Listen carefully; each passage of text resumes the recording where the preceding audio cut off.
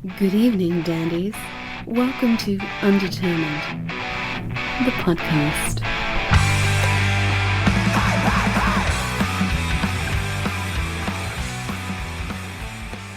Yeah, if you got, I've got like a dinner reservation that my wife will is inform me. Don't let me get in trouble with that. Yeah, I know you get it. You're married, Okay. right? Oh yeah. Yeah. How long you been married? I've been married for 12 years, man. Right on. We got a really good thing going, man. I love her more every year. I'm not one of those comedians. Not one of those comedians that complains about my wife. That's just not my. That's not my thing. So It's a bad setup to come home to, anyway. no, it's not good. She's been pretty open. Some of my jokes, she's not a huge fan of. But it's not what people think. It's not like the dirtier stuff because that stuff's pretty silly. There's a joke where I talk about how my wife let me move in after 2 weeks, which is not the truth. That's how I remember it being. Well, we did move in really soon, but it wasn't 2 weeks. So she doesn't like that very much. But overall, we're doing good. I don't know. Yeah. Well, time gets kind of fucked up, especially when you've kind of been down the path you have. And yeah, for sure. I dabbled down that path quite a bit too. Yeah. Okay. So that's where I'm coming from. Mm-hmm. But, let me introduce you, and this might help everybody. Comedian Sam Miller, ladies and gentlemen, thanks for coming on UTP. Yes, or his full name is Sam Here's Good Miller. From what I got, so maybe explaining where you got the nickname Here's Good. Oh, might be a good setup to your story. Yeah. You know what's funny is that. So first, the way Here's Good has gotten to be well known is because I've been on the Bob and Tom show a couple times, and they I don't know why I decided to tell that story. I actually never talked about it on stage. So a lot of times on Bob and Tom, a lot of times I'm just straight interacting, but other times I'm doing like jokes, basically. That's what they want you to do. They want you to be as entertaining. And all late night shows, most radio shows, Howard Stern, it's all like that. But not to pull back the curtain too much, but that was totally unplanned. It's just a story that I like to tell. And I got people called me Here's Good because I would be at house parties and I would tend to pass out in the bathroom, usually after vomiting. And a lot of times I'd be laying down in front of the toilet. People would be peeing over me. There'd be urine dropped on me, just really classy stuff. And people would yell at me. They'd be like, Sam, like, there's a couch you can sleep on. And I'd go, Here's Good. Oh, wow. And that's how I got the name. Here's Good. I've had a lot of people call me Big Sam. I'm a large individual, about 6'6", 360 pounds. I'm a huge man. So a lot of people call me Big Sam, but yeah, Here's Good was a thing people called me. Yeah, man, bad news bears all around. Yeah. I mean, it's sort of epic, but you don't want to latch onto that name for the rest of your life. No, I don't want to be that guy. And like I said, I've been sober 15 years now. I got sober June 10th, 2008. Right on. And it's funny. I'm actually a lot of comics. I miss this whole phase of comedy. Like I'm not big on the sleep on another comic's couch thing. I'll stay at other comedians' house and show producers' house, but usually, man, I kind of want a bed. Yeah. Like, I don't really want to sleep on a couch anymore. I'm good on that. And so, yeah, I sleep in hotels and I sleep at my house and I sleep in beds and I don't sleep in front of the toilet anymore. Wow. It's, cool. So come a long way, baby. Yeah. Yeah. Oh, that's good. I gotta say, man, I don't even do well with hotel couches or beds anymore. Yeah. I'm really struck. I don't know if they've gotten more and more uncomfortable or if I've just become old and fragile. Yeah. I started doing, I was having back issues and I actually started doing yoga and that's been like a game changer for me.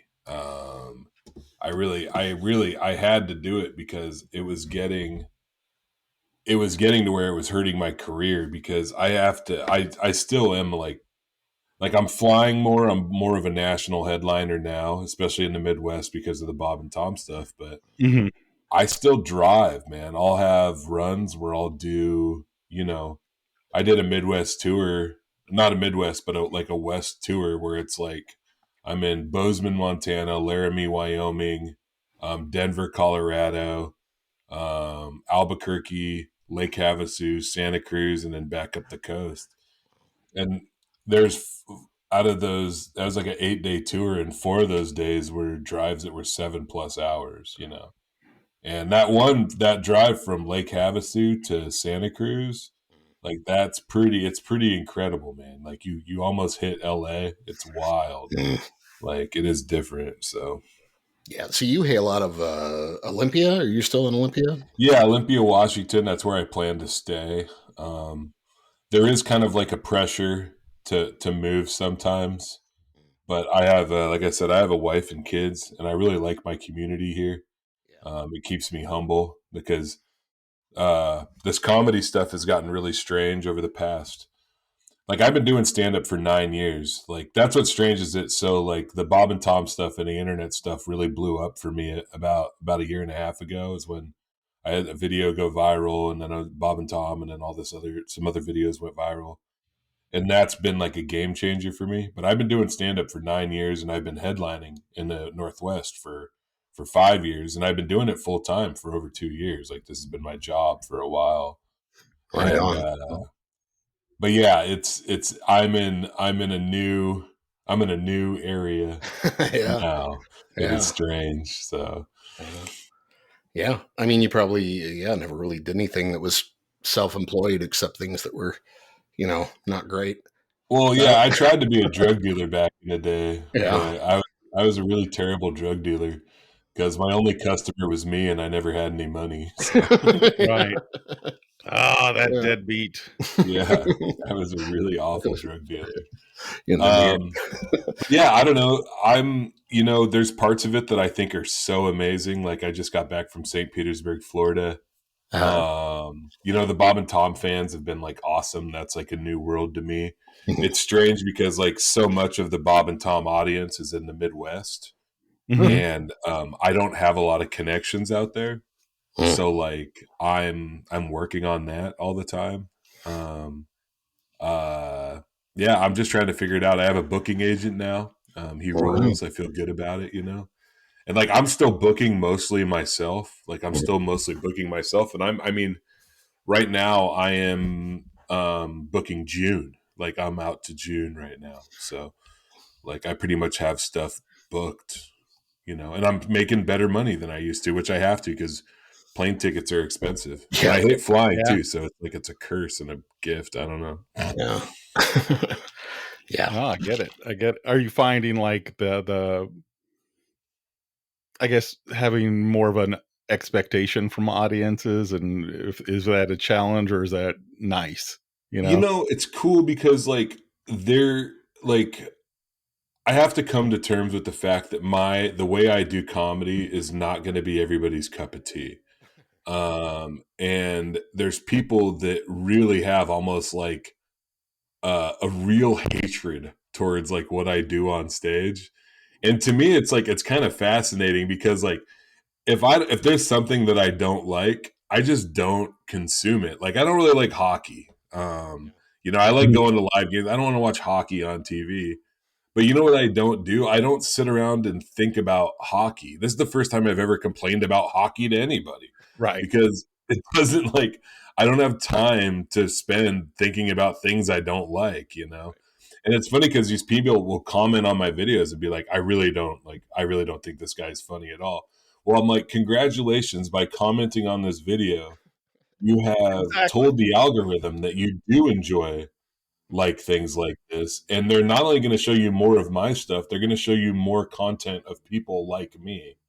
And so you're like, really, like I had a guy today, he was like, I came to one of these guys' show, I came to Sam's show, and I don't get this, I don't think he's that funny. And I was just like, what I do, I just delete the comment and I block folks because I don't care anymore. Right. You know, I'm doing a lot better with that. But to answer your question, the good part of that is that the people that do like me and they enjoy my comedy, they're coming out to shows and we're having a blast, man, because I'm being weird. It's kind of strange because like when I do like regular comedy shows, like I can't get as weird as I want to get. Mm-hmm. But when people know, like when Sam Miller fans like come to see me do comedy, it's weirder than you think. Like I really like doing like, I mean, I've been sober 15 years, but I think that a lot of my comedy, it's like there's a storytelling aspect for sure. But I like telling weird jokes that I would almost describe as like psychedelic kind of stuff, you know, like just really strange comedy, you know? And and it's dope. Yeah. I love it. I love it. Yeah. Yeah. I totally agree. And I think take it or leave it, man. Life's too short to worry about whether you're, you know, being approved of by everyone or and vice versa. Why, man, if I don't like something, move on. Right? There's definitely comedy that I don't get it. And I don't like comics, and this could be taken the wrong way. I don't mean it. Like, I don't like lazy comics. Like, I don't like it when when I can tell you what the punchline's going to be. Yeah. Right. Or where it's going. I don't like that. Or when it's just like, no, I've seen so many variations of this joke. I don't like that. As long as you're trying, I appreciate you. Yeah. If that makes sense. I'll tell you what, no matter what people think about my comedy, nobody will ever leave a Stan Miller show and think that I'm not trying very hard. You know, I'm up there sweating. I'm laying down on the stage. I'm doing all kinds of weird stuff, you know, and honestly, I'm going to keep doing it. You know, if anything, this last like year and a half has taught me that like I do have an audience out there, and it's fun to watch. It's fun at my shows. Like, I mean, I'm doing right now. I'm doing a weekend in Tacoma at my home club, which is Nate Jackson's Super Funny Comedy Club in Tacoma. And it's pretty cool. It's an honor. It's the largest Black-owned comedy club in the United States. Right on. It's pretty wild. There's a lot of comedy clubs that cater to mostly like what they call urban audiences or whatever. Mm-hmm. But this is the largest Black-owned comedy club, and it's an honor to get to headline there. Yeah. And the crowd, I look out there, and it's people that have come to see me. And it's strange because they might not know each other, but like it all makes sense to me, you know, because it's a lot of construction workers that maybe got a couple DUIs and did a little bit of time or something like that, and maybe they're trying to do better. It's people that are just straight up in recovery. Honestly, a lot of my fans are from like the LGBT community and stuff like that, and they like my comedy because generally I don't, you know, I won't do anything that will raise the ire of anybody, because the last thing I'm a sensitive guy. Like I get my feelings hurt real easy, and I would hate it if somebody came to one of my shows and felt worse about themselves, you know. And whatever comics do is up to them, but that's kind of the way I operate. And like I got plenty. Like it would be weird too if I'm up there. I'm like, yeah, I used to smoke meth and shoplift. Here's what I think about what's wrong with you. You know? Like, what the hell do I know? You know? I've got a microphone now. Yeah. Do you ever feel like your hands are tied if you've got like a heckler in those kinds of situations? You know what, man? I actually do. Like, I don't have to deal with too many hecklers, but I'm actually pretty good at dealing with it. I don't know. Mm-hmm. I just don't. I'm just honest with them, you know. I'm like, hey man, like you're pissing people off. Like, I'm gonna ignore you for a little bit, but I'm gonna start like fucking with you, and eventually, like I'm like last night, I'm like, there's these two giant Samoan security guards, and I'm like, well, eventually you're gonna have to deal with me, or you're gonna have to deal with that giant Islander fella. Right. Like that guy's bigger than me. Good luck. You know? So, yeah. Have you ever had to yank anybody via security? I've never made that call. Mm-hmm. I've been at shows that have gone really sideways, especially when I was like a newer comic. Mm-hmm. It does get, Yeah. It can get bad really fast. I don't know how much live comedy you guys have consumed, Not but enough. yeah, enough. Yeah. No, not enough. Oh, not enough. Okay. Yeah. Both answers are acceptable. Right. I've consumed enough. God, man, I had a lady. I did a show in Federal Way one time, and the host made a few mistakes and kind of went too hard, and then the lady pushed back, and it started going back and forth. Nobody wanted to back down, and eventually the lady got removed by security, literally kicking and screaming, knocking drinks off of tables. They literally threw her out the front door. Oh, wow. Where there was cops already, because the cops were dealing with stuff at the bar next door. The cops were arresting her out front. She's spitting on the window. And it's funny because I was literally the next comic up. I was featuring for a guy named Jason Stewart, a Howard Stern guy. This is back before I was headlining. Anyway, I'm about to go on stage, and this lady gets kicked out, and they called me up. They go, "Hey, your next comic, give it up for Sam Miller." I'm just like, I'm out there. And here's the thing, I shit you not, this is exactly what I said. I like looked out at the crowd, and I was just like, it's Tuesday. Tuesday. Right. You can't get that drunk on a Tuesday. Right. Yeah, that's what you did wrong, lady. You're Friday drunk out here. Right. So. Yeah. I was watching some clips of yours on YouTube with my daughter earlier. She's 15, so don't worry. Oh, cool. But she's like, how do you just get up on stage and like tell everybody that you did drugs and you don't get arrested? And I'm like, oh, it's not a capital offense, honey. You can tell. I can walk up to a cop and say I did meth 15 years ago. Yeah. And they'll just be like, good for you. Anyway, do you have any in your pocket? No, I do not. Okay. We're square. But she was like, huh, that's good to know. Like, yeah. Well, so the jokes that I do about drugs, to me, in my community where I'm from, like the recovery community, like I am used to talking openly about drug use and my drug use and about the most shameful of all drugs, methamphetamine, and I do it without much care, because I don't care if people think that I don't, honestly. And if there's people in my life that think that I shouldn't talk about it, or like if somebody that's fine. I don't need you around. I don't care. And nobody's ever gotten better. Nobody has ever sought recovery because they were ashamed, nobody has ever made a healthier decision because they were scared. That's just not the way it works. And I'm not, and you know what? I've been proven right, because what's happening, I think, is that people are seeking out my comedy because I'm telling it like it is. And that I'm not going to act ashamed, because I'm not. I don't. Like, methamphetamine made a lot of sense to me for a very long time, and I loved it for a very long time. And honestly, I don't know if I would have made it without methamphetamine. Yeah. Because I hated the way I felt. It changed the way I felt until it stopped working. And luckily, when it stopped working for me, I could run out to my mom's house and hide and get help.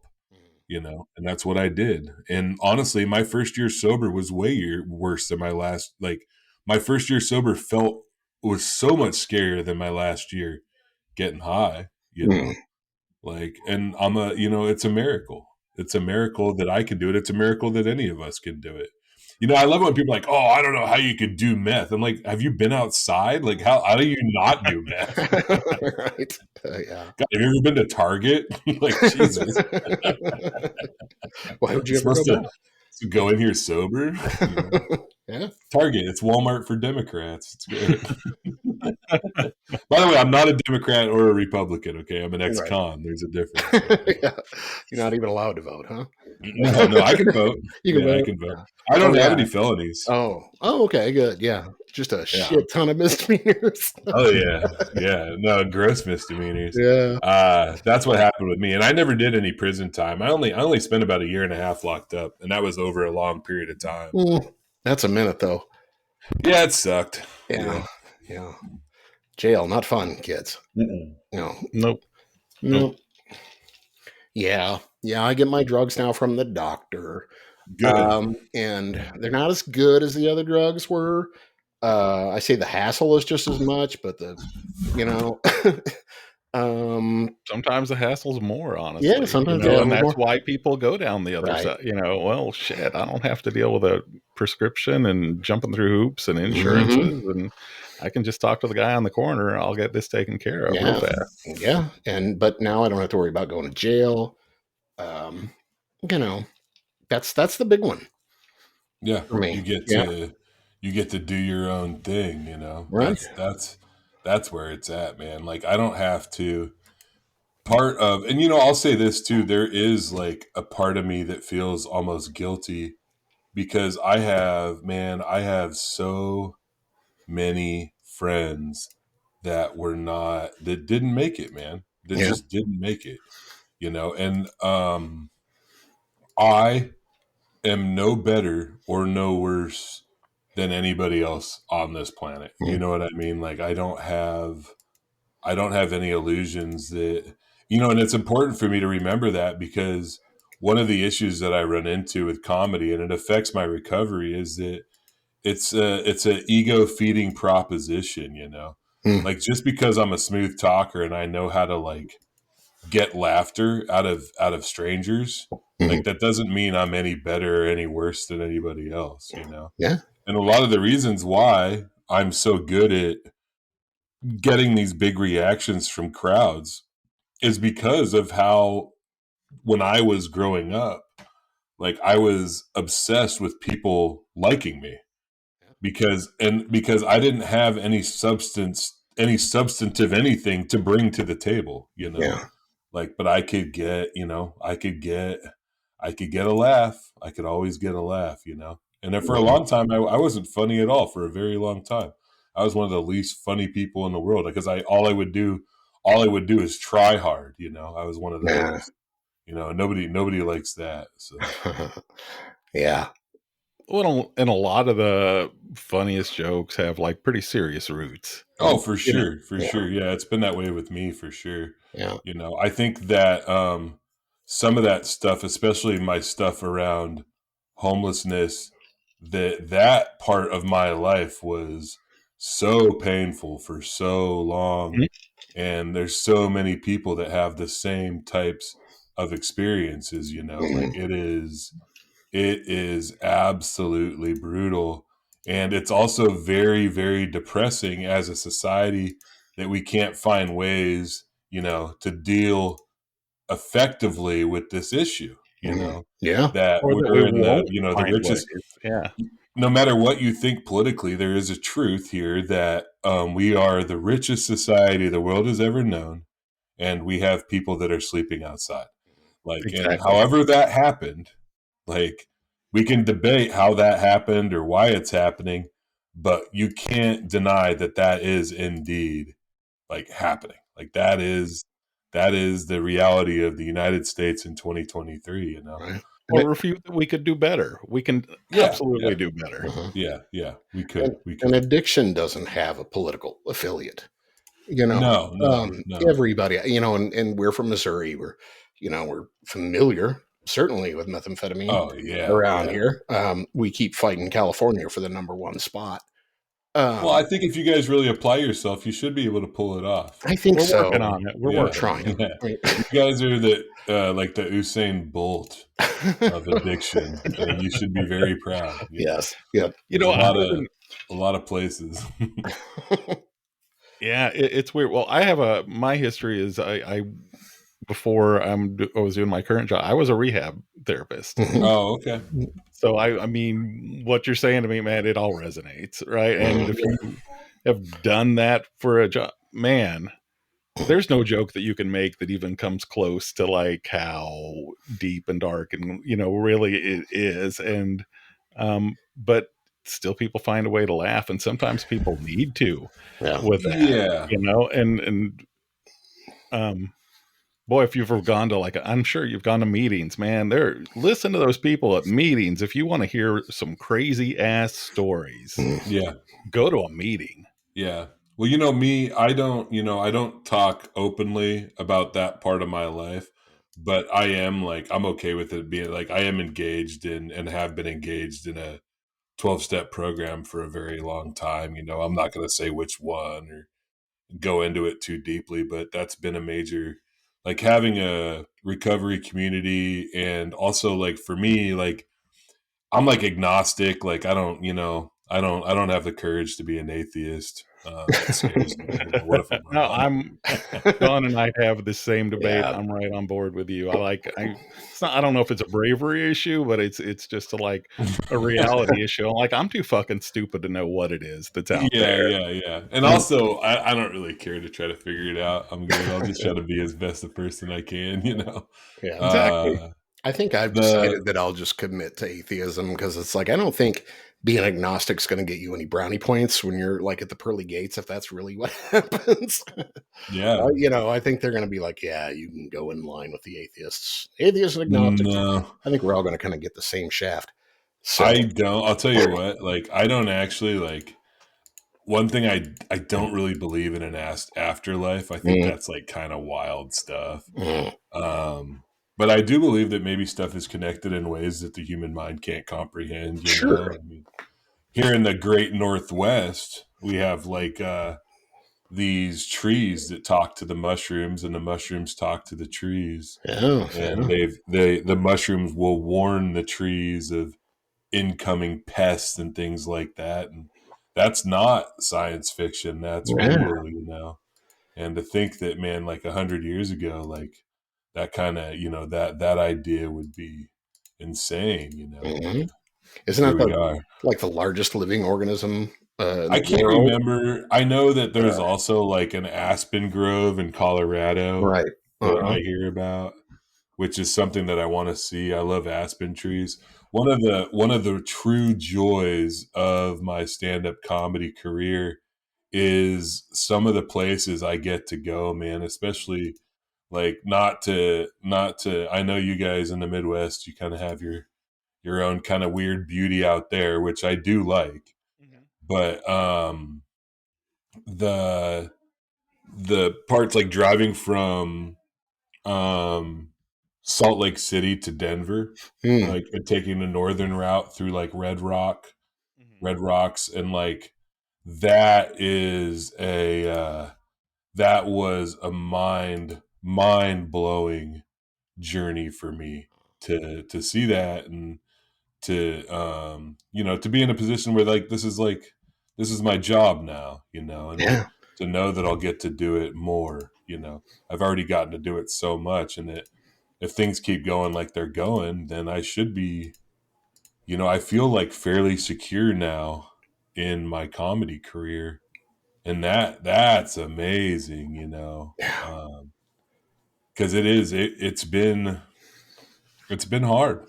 Yeah. It's been hard. It still is hard, It still is hard. Yeah. Well, I got a question for you. I saw a social media post you made a couple weeks ago or whatever. But you have this ability to balance things on your chin. Oh, yeah. It's so funny. Okay. I like this podcast. You guys did a bit of research. I like it. I did. Well, I follow you anyway. But you got a fucking canoe on your face. Yeah. It's a kayak, but kayak, keep going. Yeah. A kayak on your face. So, 8 feet in the air, 9, whatever. And just holding up okay, how did you figure out that you had this ability? Yeah. So that's going to sound corny, but I would wait for the bus with my dad when I was a kid, and we would balance sticks on our finger. And balancing a stick on your finger is just not that much different than balancing a kayak on your face. It's just a matter of scale and pain tolerance, you know. If you learn to balance a stick on your finger, it's not that much harder to balance one on your chin. And then if you get to be 6'6" and 360 pounds and don't care about your own well-being, then you can move up to kayaks.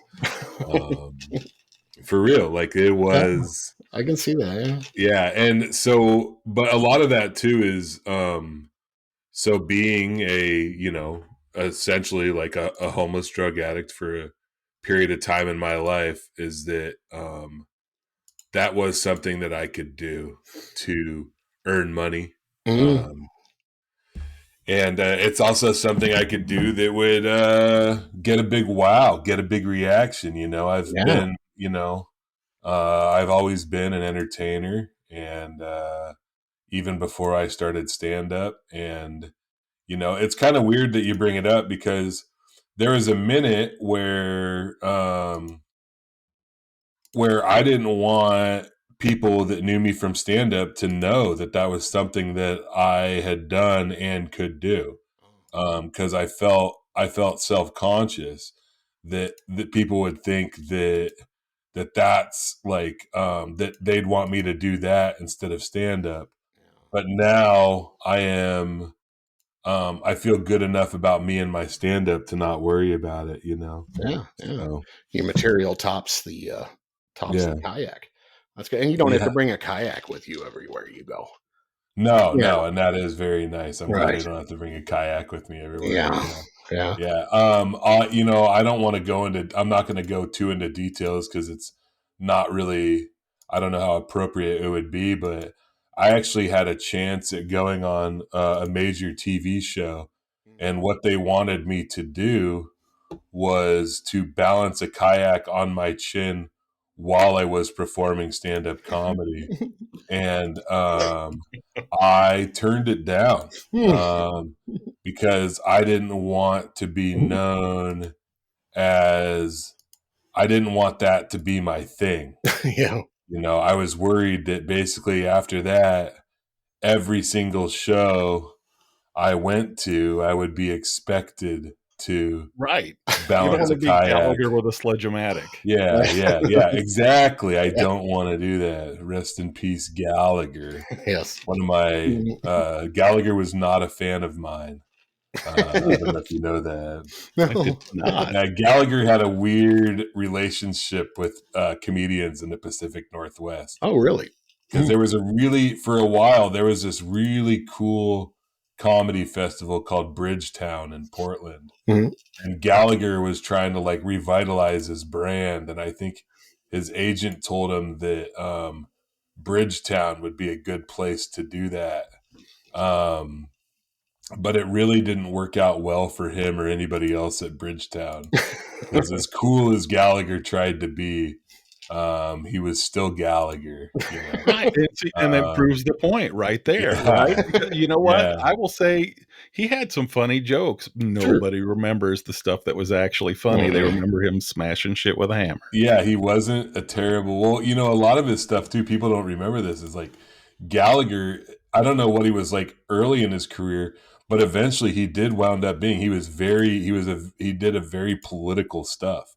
Like towards the end of his career, you know, and it was just kind of strange because like thinking it's like, oh, like I don't know who came to the Gallagher show to find out what he thinks about abortion, but here we are.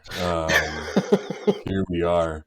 But one time it's funny because Gallagher and me were actually friends on Facebook, and I think it must have been maybe 7 or 8 years ago. And I was in a bad mood. And this is why I don't know if you ever noticed, but I don't talk anything about politics or anything. I have lots of feelings about lots of stuff, but because I don't use social media to tell people what I think about stuff. Social media is just a tool for me. I let my actions speak, you know. If you'll see, I'll do fundraisers for different causes that I believe in. Yes. You know? I try to advocate for homeless people, things like that. Like that's what I want to do. But Gallagher one time, it wasn't always like that. Gallagher went on Facebook one time and he said that gang violence in Chicago was due to the fact that they had really bad weed in Chicago. And to which I responded, I go, that's one of the dumbest things I've ever heard. And he didn't like that. I bet not. But I mean it. That is really, really dumb. So, yeah. I mean, that's talking about lazy jokes. Yeah. So I didn't, I'm not here to suffer any lazy jokes. That's for sure. Right on. And we appreciate that. Yeah, you bet. So, I say that, but I'm actually thinking about some of my terrible jokes in my head that I'm writing and continuing to write. Yeah, they can't all be winners. No. And I say it's people don't come to comedy shows to learn stuff. They come to comedy shows to laugh. Right. Yeah, And I'm excited, man. I'm about, it's funny. We're going to finish this podcast. I'm going to go take my shower and I'm going to be on my way to Tacoma here before I know it. It's pretty cool. So right on. Where are you playing tonight?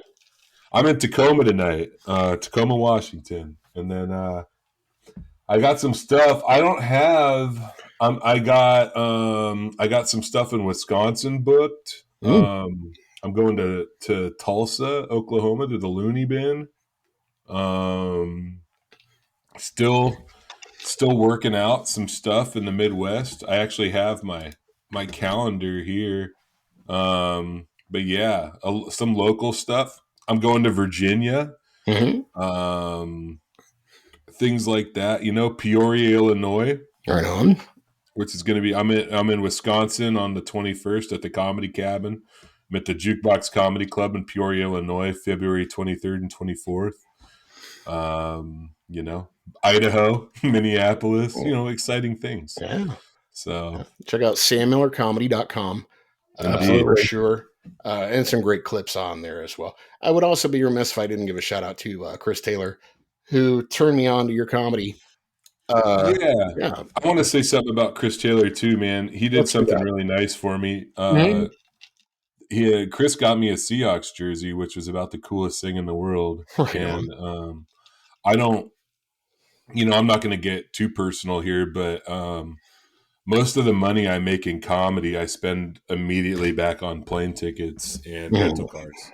I make enough, like me and my wife, we're like, we have plenty of crap. We're comfortable. Right. But I'm not, it's hard to make real money in comedy. And, but it's getting better and better. And having him, like, I love the Seahawks, and having him get that jersey was so cool. So thank you, Chris, for He's that. a good guy. Yeah, he is a good guy. Yes. I'm going to work with him too. We'll try to figure out, I'll find my way out to Chris, and I'll find my way out towards you guys eventually too. Yeah. Maybe we'll have you both on sometime. Yeah. Maybe do that. Absolutely. That'd be fun. That would be cool. All right. I got to get out of here, but I appreciate you. If you guys want to keep talking a little bit, that's cool. Or if you need to wrap it up, that's cool too. Yeah, I think we're good. I mean, anything I'm else? go jump in the shower. Yeah. Anything else you wanted to plug or anything? No, man. I just want to thank you guys for having me, man. This worked out really well, and I'm really grateful. Shout out my new microphone. Yes. I'm not going to mention the company because they can pay me if they want me to mention it. Yeah. I didn't choose capitalism; it chose me. Amen. Playing the game. Absolutely. It was a pleasure to meet you, man. And good luck tonight. It's a pleasure meeting you guys too, have man. you back on sometime soon. Yeah, please do. I'll talk to you guys later. All right. Have a good night. Bye-bye. Break a leg.